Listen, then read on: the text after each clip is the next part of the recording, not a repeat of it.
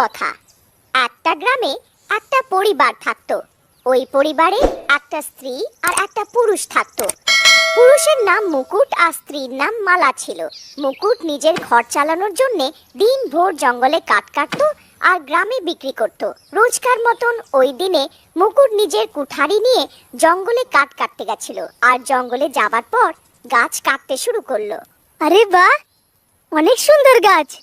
এই গাছ তো অনেক জলদি কেটেও যাবে আর বিক্রিও হয়ে যাবে, কেননা জলদি আগুন ধরে নেবার কাঠ কে বা নিতে চাইবে না। এই বলে মুকুট গাছ কাটা শুরু করে। তখনই ওই গাছ থেকে আওয়াজ আসা শুরু করলো। আরে এটা কে? এই গাছটাকে কেটো না। আরে কে আওয়াজ করছে? কার আওয়াজ এটা? মুকুট ভয় পেয়ে গেল আর আবার গাছটা কাটা শুরু করে দিল। আরে এই গাছটাকে কেটো না, আমি অনেক দিন থেকে এই গাছে থাকছি। যদি তুমি এই গাছটা কেটে দেবে তো আমি এবং আমার পরিবার কোথায় থাকবো? আরে কে তুমি? সামনে এসো আমার। এইরকম আমাকে কেন ভয় পাওয়াচ্ছ? তখনই ওই গাছ থেকে একটা আত্মা নিচে এসে পড়লো। মুকুট ওকে দেখে অনেক ভয় পেয়ে গেল আর কাঁপতে শুরু করলো। আরে এটা কি? ক্ষমা করে দাও, আমাকে মেরো না। আমি শুধু আমার পরিবারকে চালানোর জন্য কাঠ কাটি। আরে আমি একটা আত্মা, আমি আমার পরিবারের সাথে এইখানে থাকি। অনেক খোঁজার পর এই গাছটা আমি পেয়েছি, তারপরে এইখানে থাকা শুরু করেছি। যদি তুমি এইটা কেটে দেবে তাহলে আমরা ঘর ছাড়া হয়ে যাব। তুমি এই গাছটা ছেড়ে দাও, তার বদলে যদি তোমার দরকার পড়ে আমি তোমার পুরো সাহায্য করব। ছেড়ে দিই এই গাছটাকে। মনে হচ্ছে এই আত্মাটা খুব ভালো, কিছু অসুবিধাও করছে না আমার এখনো। কি জানি কখনো দরকার পড়লে আমার সাহায্যও করে দেয়। হ্যাঁ, আমি অন্য কোনো গাছ কেটে নেব, আপনি ভালো করে এই গাছেই থাকুন। এইটা বলে মুকুট অন্য একটা গাছের কাঠ কেটে গ্রামে গিয়ে বিক্রি করে দেয়। আজকে মুকুটের অনেক দেরি হয়ে যায় ঘর পৌঁছাতে। আর ঘর যাওয়ার সময় একটা নদী পার করে ওকে ঘর যেতে হয়। ওই নদীটা ওর ঘরের রাস্তায় পড়ে। হে ভগবান, আজকে তো বাড়ি যেতে আমার অনেক দেরি হয়ে গেছে, আর নদীতে একটা ভূতও আছে। আজকে আমাকে বাঁচিয়ে নাও ভগবান, তোমার ভরসায় আছি আমি। এতটা বলে মুকুট নদী পার করা শুরু করলো। নদীর মাঝখানে পৌঁছানোর পর নদীতে উথল পুথল হওয়া শুরু করলো আর নদীর জল উপর নিচে হওয়া শুরু করলো। আরে মরে গেলাম রে, আজ তো আমি খুব জোর ফেসেছি। আজকে তো আমি মরেই যাব। ভগবান বাঁচাও, আমাকে এই নদীটা পার করিয়ে দাও। তখন আচমকা নদীর জল স্থির হয়ে গেল আর নদীর ভূত মুকুটের পাটাকে নিচে টানা শুরু করলো। আজকে তোকে আমি পেয়েই গেলাম। কবের থেকে ভাবছিলাম কি তুই কোনোদিন সূর্য অস্তের পর নদী পার কর আর আমি তোকে খেয়ে ফেলি। আরে আরে, একবার আত্মা থেকে যেরকম সেরকম বাঁচলাম, আবার নদীর ভূত ধরে ফেললো। আজ তো আমি মরেই যাব। নদীর ভূত আস্তে আস্তে মুকুটের পা নদীর নিচে টানতে থাকে আর মুকুট ধীরে ধীরে ডুবতে থাকে। তখন মুকুটের ওই আত্মার কথা মনে পড়ল। আমাকে ছেড়ে দাও নদীর ভূত, আমি তোমার কাজে আসতে পারি। তুই কি করে আমার কাজে আসবি? পাগল ভেবেছিস আমাকে যে হাতে পাওয়া শিকার আমি ছেড়ে দেব? না না, আমি মিথ্যে কথা বলছি না। আজকে আমি জঙ্গলে একটা গাছে একটা আত্মা দেখেছি, আর ওই আত্মা বলছিল কি ওর মতন শক্তিশালী আর কেউ না, পুরো জগতে কেউ ওর সাথে লড়তে পারবে না। এই শুনে নদীর ভূত রেগে যায় আর মুকুটকে ওই আত্মার সম্বন্ধে জিজ্ঞাসা করে। আচ্ছা, কে আছে এরকম যে আমার থেকেও বেশি শক্তিশালী? আমি সবার থেকে বেশি শক্তিশালী। হ্যাঁ ভূত মশাই, আমিও তো এটাই বলেছি ওই আত্মাকে, কি আমাদের নদীতে যে ভূত মশাই আছে সে সবার থেকে শক্তিশালী, ওনার তুলনা কারুর সাথে হতে পারে না। কিন্তু ও আমাকে বলল যদি ওর সাহস থাকে তো আমার সামনে আসুক নদীর ভূত, আমি ওকে শিক্ষা দেব। এতটা শুনে নদীর ভূত প্রচন্ড রেগে গেল আর রেগে বলল, আচ্ছা, নিয়ে চল আমাকে ওই আত্মার কাছে। ওর এত সাহস, ও আমার উপরে দাপট দেখায়। আজকে সবার আগে ওকেই ঠিক করব, তারপরে আমি তোকে খাবো। মুকুট তো এইটাই চেয়েছিল, যেরকম করে হোক ওই নদীর থেকে বেরোক। হ্যাঁ ভূত মশাই, চলুন, আমি আপনাকে জঙ্গলে ওই ভূতের কাছে নিয়ে যাব।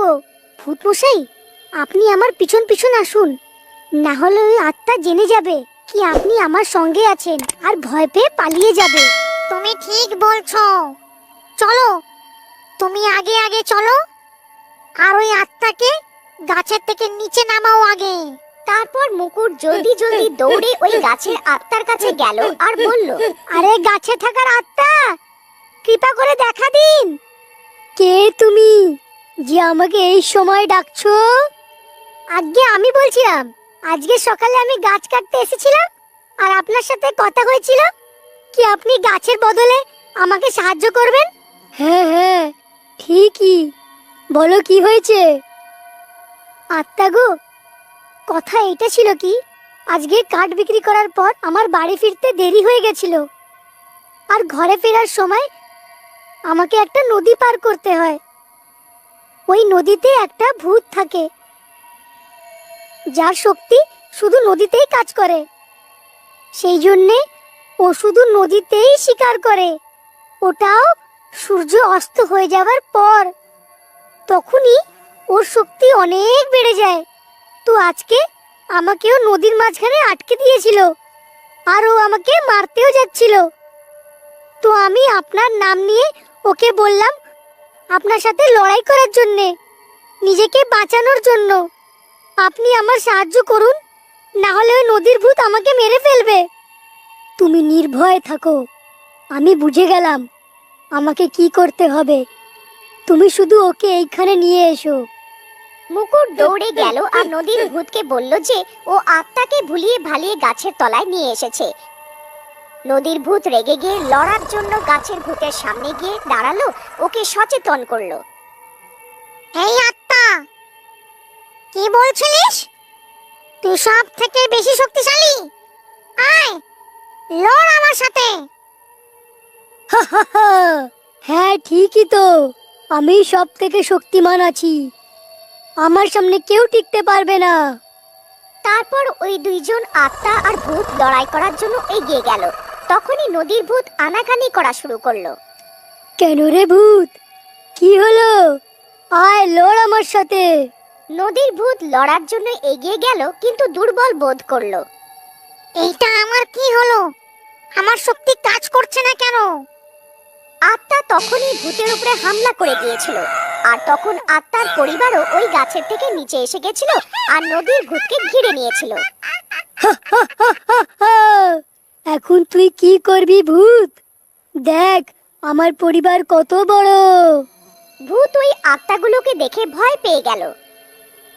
মুকুট, এই তুই ঠিক করলি না, তুই আমার সঙ্গে চালাকি করেছিস। দেখো নদীর ভূত, সব আত্মা আর ভূত তোমার মতন খারাপ হয় না। তুমি দুর্বল লোকেদের ধরে খেয়ে ফেলো, আর একটা এই আত্মা যারা একলা নিজের পরিবারের সাথে থাকতে চায়। আর তোমার মতন বাজে ভূতের সাথে চালাকি করে আমি কিচ্ছু খারাপ করিনি। এই নদীর ভূত, তোর লজ্জা করে না নিজের শক্তির ভুল কাজে খরচা করো? তুই তো শক্তিশালী, তাই তুই দুর্বল লোকেদের মেরে ফেলিস। আজকে দেখ তোর শক্তির আর তোর অহংকার তোকে মেরে ফেলবে। কিন্তু আমার শক্তি কাজ কেন করছে না? আমি তো এত শক্তিশালী আছি। এই নদীর ভূত, তুই রেগে এটাও ভুলে গেছিস যে তোর শক্তি খালি নদীর ভিতরেই চলে। তোর শক্তি খালি নদীর ভিতরেই আছে, আর তুই খালি নদীর ভিতরেই সবাইকে মারতে পারিস। আর এখন তোর শেষ সময়টা এসেই গেছে। তারপর সব আত্মারা মিলে ওই ভূতকে চারদিক দিয়ে ঘিরে ফেললো আর ওকে মেরে ফেললো, আর ওই নদীও ওই ভূত থেকে মুক্তি পেয়ে গেল। ধন্যবাদ আত্মা মশাই। যদি সব আত্মা আপনার মতন হয়ে যায় তো কখনো কাউকে কারুর থেকে ভয় লাগবে না। আমি গ্রামে গিয়ে সবাইকে বলবো কি এই গাছকে সুরক্ষা প্রদান করা হোক, যাতে আপনি আপনার পরিবারের সাথে আরামে থাকুন। আর এইটা বলে মুকুট নিজের ঘরে চলে গেল।